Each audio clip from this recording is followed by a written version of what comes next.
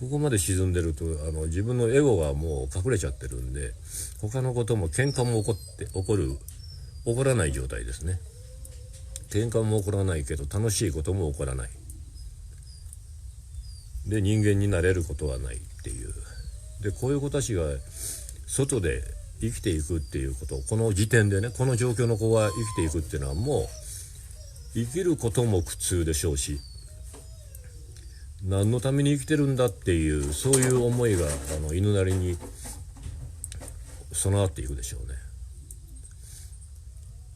まあそれでも頑張って生きてきたっていう形を、その子たちにね、手を差し伸べられる人でありたいという、そういう思いがあります。